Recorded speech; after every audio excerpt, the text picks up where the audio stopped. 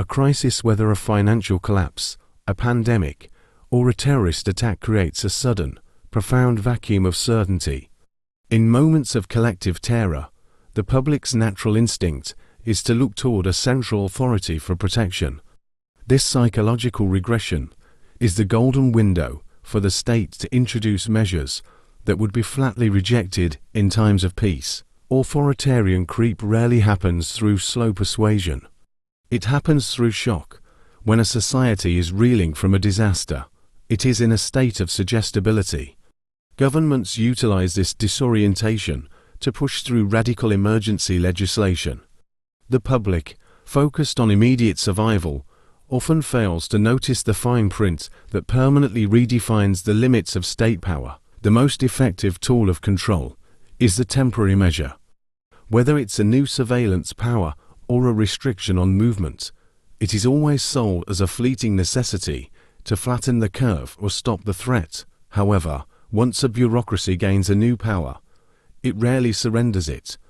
The temporary becomes the new normal, and the emergency becomes a permanent state of being. Following the 9/11 attacks, the US government passed the Patriot Act almost overnight. It granted unprecedented surveillance powers over private citizens. Decades later, with the original threat long faded, the act remains a cornerstone of the American security state.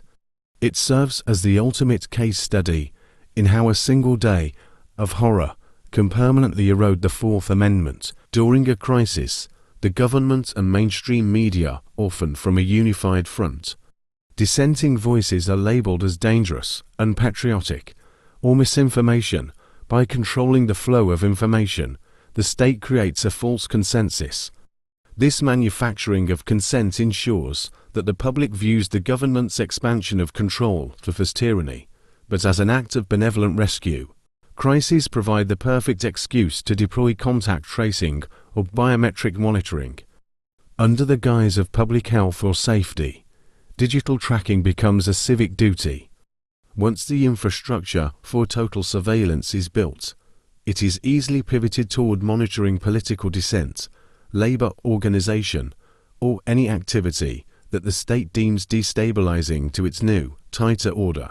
Economic crises are used to centralize control over the banking system.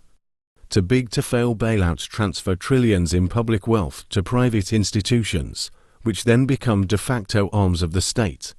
Through digital currencies and social credit-style monitoring, the government gains the power to freeze the assets of those who do not comply with the shifting rules of the crisis. To distract from their own failures, governments in crisis often identify a villain within the population. Whether it's the unvaccinated, herders, or foreign agents, the state encourages the majority to blame a minority for the duration of the hardship. This divide and rule strategy prevents the public from uniting against the government's own encroachment on liberty. In an emergency, the legal guardrails that protect the individual are often suspended. Secret courts, administrative detentions, and the suspension of habeas corpus are justified as streamlining the response. By the time the crisis subsides, the legal precedent for bypassing the Constitution has been set, making it easier to trigger the same state of exception next time. Every crisis spawns a new government agency. These organizations, like the TSA or various health task forces, quickly become self-perpetuating. They hire thousands, secure massive budgets, and develop their own internal interests. Their survival depends on the continued existence of the threat, ensuring that the crisis is never officially declared over until the next one begins. Modern crises are increasingly used to mandate digital identities. To travel, work, or enter public spaces, citizens must produce digital passes. This links a person's biological and legal status to a centralized database. It is the ultimate tool of compliance.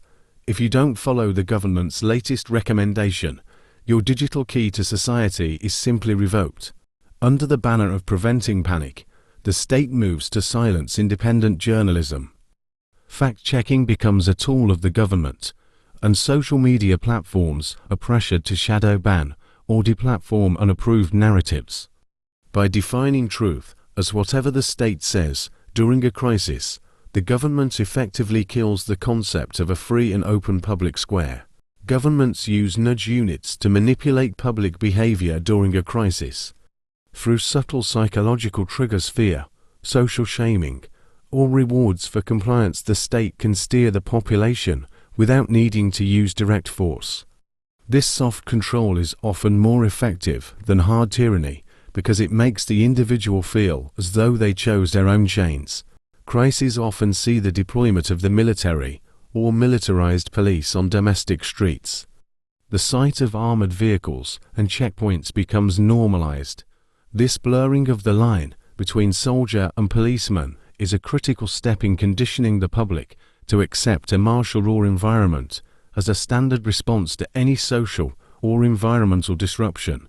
Regional and local powers are often the first casualties of a crisis.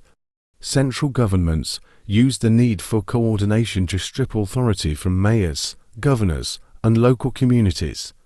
This centralization of power makes the state more efficient at responding to the crisis, but it also makes it much easier for a single authority to impose a uniform, top-down control. Lockdowns and essential designations often favor megacorporations while destroying small, independent competitors. This corporatism makes the population more dependent on a few massive entities that are easily controlled by the state.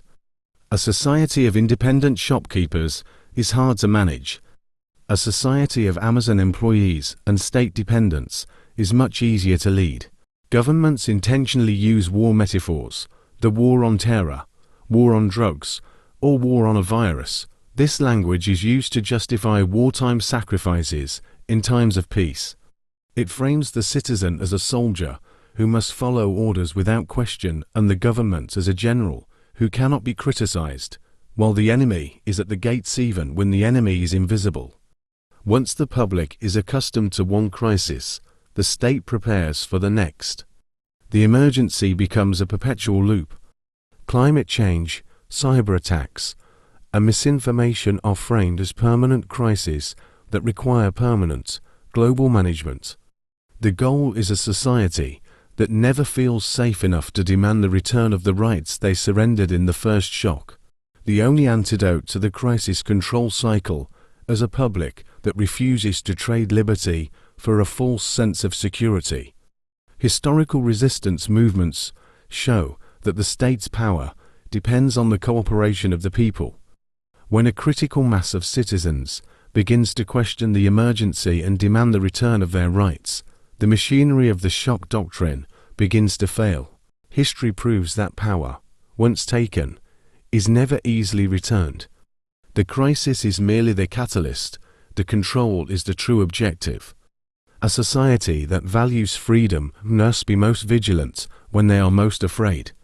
For the government, a crisis is an opportunity. For the people, it is the ultimate test of their resolve to remain the masters of their own destiny.